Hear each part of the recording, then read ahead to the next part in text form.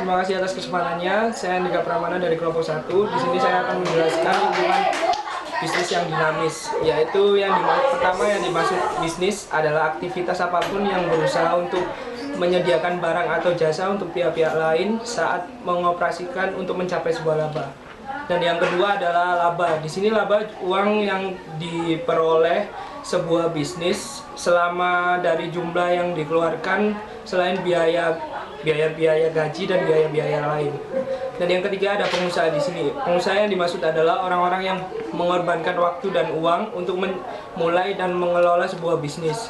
Dan yang selanjutnya adalah pendapatan. Adalah jumlah total uang yang terdapat sebuah bisnis dalam satu periode tertentu dengan menjual barang dan jasa. Dan yang selanjutnya terdapat ada kerugian saat biaya-biaya sebuah bisnis melebihi pendapatannya. Dan yang selanjutnya adalah standar kehidupan, jumlah barang dan jasa yang dapat dibeli orang dengan uang yang mereka miliki. Dan yang selanjutnya adalah kualitas hidup, kesejahteraan suatu masyarakat secara umum dalam hal kebebasan politik, lingkungan yang aman, pendidikan, dan kenyamanan. Dan yang selanjutnya adalah pemangku kepentingan, yaitu semua orang yang mungkin memperoleh keuntungan atau kerugian dari kebijakan-kebijakan aktivitas perusahaan. Organisasi nirlaba adalah suatu organisasi yang tujuannya tidak mencakup penciptaan laba daripada pemilik dan pengelolanya. Dan yang slide selanjutnya adalah tujuan bisnis. Dari tujuan bisnis tersebut terdapat adalah untuk pencapaian tujuan laba dan tanggung jawab sosial. Di sini saya akan menjelaskan 5 faktor produksi. Yang pertama adalah tanah. Tanah adalah sumber daya alam lainnya dikeluarkan untuk membuat rumah, mobil, dan barang-barang lainnya. Yang kedua adalah tenaga kerja. Manusia selalu menjadi sumber daya penting dalam memproduksi barang dan jasa. Tetapi kini banyak manusia yang digantikan dengan teknologi. Yang ketiga adalah modal, termasuk mesin-mesin peralatan, gedung-gedung, dan sarana manufaktur lainnya. Yang keempat, kewirausahaan. Seluruh sumber daya di dunia ini memiliki nilai kecil kecuali jika para pengusaha bersedia mengambil risiko mulai bisnis untuk menggunakan sumber-sumber daya tersebut. Yang kelima adalah pengetahuan. Teknologi informasi telah merevolusi bisnis, membuat bisnis dapat menentukan dengan cepat keinginan dan kebutuhan dan menjawabnya dengan barang-barang dan jasa-jasa yang diinginkan. Di sini saya akan menjelaskan lingkungan bisnis. Lingkungan bisnis dibagi menjadi 5. Yang pertama adalah lingkungan teknologi. Lingkungan teknologi adalah kekuatan yang menciptakan teknologi baru dan produk baru. Lingkungan teknologi dibagi menjadi 2. Yang pertama, bagaimana teknologi menguntungkan untuk pekerjaan dan Anda. Yang kedua adalah e-commerce. Yang kedua adalah lingkungan persaingan. Lingkungan persaingan merupakan suatu perusahaan dapat survive dalam bidang bisnisnya. Ada 5 persaingan dalam lingkungan persaingan. Yang pertama adalah ancaman pendatang baru. Yang kedua adalah persaingan antara perusahaan. Yang ketiga adalah daya tawar penyalur. Yang keempat adalah daya tawar pelanggan. Dan yang terakhir adalah ancaman baru pengganti. Ada 5 strategi dalam lingkungan persaingan. Yang pertama adalah strategi kepemimpinan. Yang kedua adalah diferensial.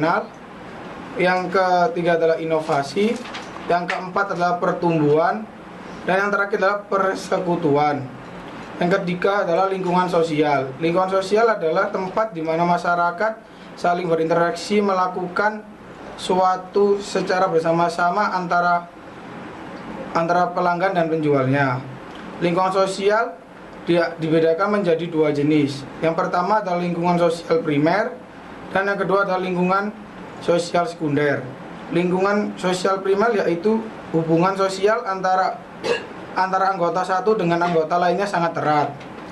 Yang kedua adalah lingkungan sosial sekunder, yaitu hubungan antara satu anggota dengan anggota lainnya sangat longgar. Yang keempat adalah lingkungan global. Lingkungan global adalah faktor-faktor yang mempengaruhi kemampuan perusahaan untuk melakukan bisnis global.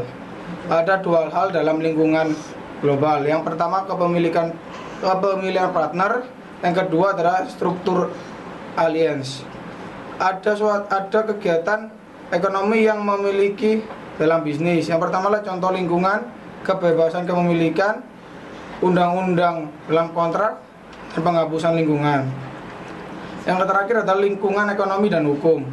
Lingkungan ekonomi dan hukum adalah suatu kegiatan ekonomi yang memiliki hukum yang dalam berbisnis. Ya benar. Di sini saya akan menjelaskan tentang lingkungan ekonomi dan hukum. Saya akan menjelaskan dulu apa dan kenapa lingkungan ini menjadi suatu faktor bagi lingkungan bisnis. Jadi lingkungan ekonomi dan hukum ini berisi tentang kebijakan-kebijakan pemerintah untuk para pengembang bisnis. Tentu lingkungan ini sangat berperan untuk menumbuh kembangkan bisnis. Dan perlu diketahui, untuk mengembangkan bisnis ini diperlukan lingkungan yang baik lingkungan sosial maupun lingkungan alam. Terdapat 5 poin di dalam lingkungan ekonomi dan hukum. 1. Kebebasan kepemilikan, artinya pemerintah tidak boleh terlalu ikut campur dengan bisnis seseorang. Yang kedua adalah undang-undang kontrak. Yang ketiga, penghapusan korupsi. Yang keempat, mata uang yang bisa diperdagangkan. 5. Pajak dan regulasi minimum. Di sini saya akan menyebutkan contoh-contoh negara korupsi. Paling banyak negara korupsi adalah Bangladesh, Chan, dan Haiti. Dan paling sedikit negara yang korupsi adalah Finlandia dan New Zealand. Di sini saya akan menjelaskan tentang lingkungan teknologi. Lingkungan teknologi adalah kumpulan dari perangkat lunak dan keras yang menjadikan proses-proses bisnis lebih efektif dan efisien. Lingkungan ini juga penting untuk menumbuh kembangkan sebuah bisnis. Apalagi teknologi zaman sekarang lebih canggih, jadi seorang pebisnis akan cepat berinovasi dan tentunya bisa lebih dekat dengan konsumen. Ada 3 poin dalam lingkungan teknologi. 1. Produktivitas. 2. Organisasi nirlaba. 3. Merespon pelanggan. Di sini saya menjelaskan tentang kecenderungan pelanggan. Kecenderungan pelanggan itu masuk di teknologi lingkungan. 15 tahun yang lalu di Amerika Serikat, penjualan air minum dalam botol meningkat sampai kurang lebih mencapai 4 kali lipat.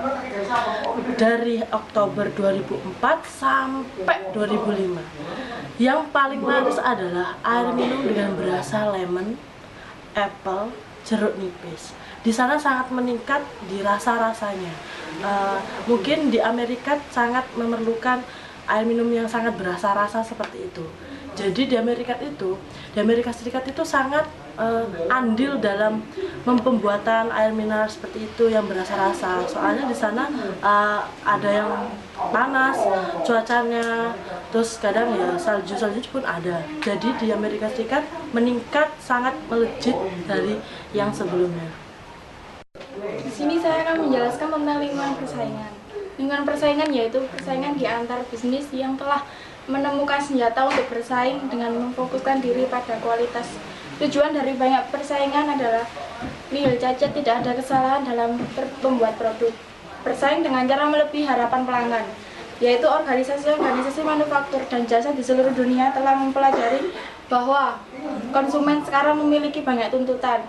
Bisnis kini semakin menuruti kemauan pelanggan, tidak lagi menuruti kemauan pihak manajemen. Seperti di masa lalu, organisasi-organisasi yang sukses kini harus lebih mendengarkan pelanggannya untuk mengetahui kemauan dan keinginan mereka. Bersaing dengan cara restrukturasi dan pemberdayaan adalah untuk memenuhi kebutuhan-kebutuhan pelanggan. Perusahaan harus memberi pekerja lini depan seperti juru tulis kantor, karyawan, bagian penerima tamu hotel-hotel, dan bagian penjualan. Memberdayakan karyawan, menjawab tantangan perubahan kebutuhan pelanggan dan karyawan. Untuk mengubah struktur suatu organisasi, hingga para manajer bersedia menyerahkan sebagian organisasinya dan karyawan mau menanggung lebih banyak tanggung jawab. Lingkungan sosial adalah aspek-aspek dari interaksi manusia melalui kelompok, apakah itu dekat atau jauh, yang dapat berpengaruh terhadap pertumbuhan dan perkembangan perusahaan. Di dalam lingkungan sosial ada beberapa aspek, yaitu mengelola keragaman. Amerika berusia lebih tua, keluarga dengan dua pendapatan, dan orang tua tunggal. Mengolah keragaman adalah mengelola sumber daya yang ada dan merekrut karyawan minoritas dan perempuan. Penduduk Amerika yang berusia lebih tua adalah orang-orang yang berusia di atas 45 tahun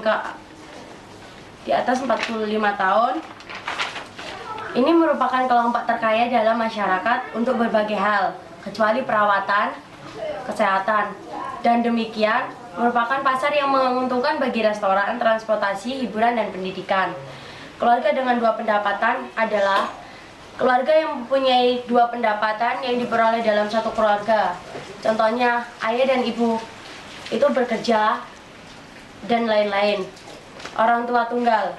Orang tua tunggal adalah orang keluarga yang mempunyai satu pendapatan atau yang bekerja dalam satu keluarga itu hanya satu.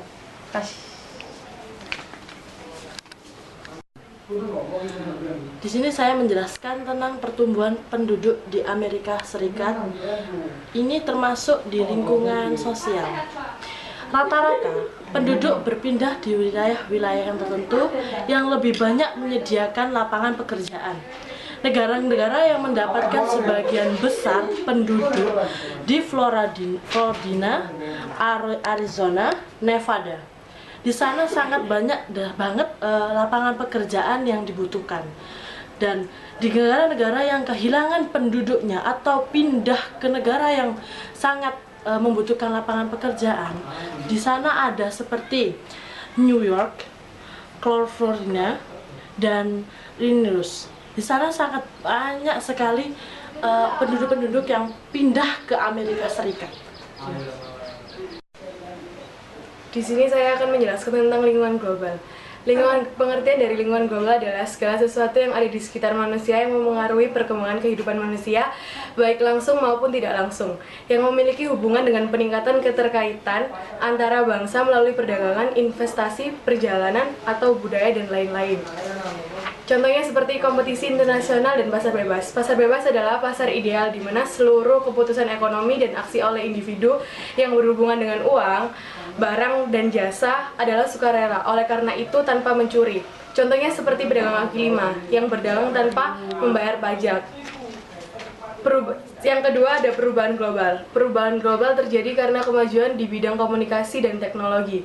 Contohnya banyak, seperti misalnya pengguna gadget yang sekarang menggunakan gadget tetapi di dahulunya tidak menggunakan gadget untuk mencari informasi. Yang ketiga, ada perang dan terorisme.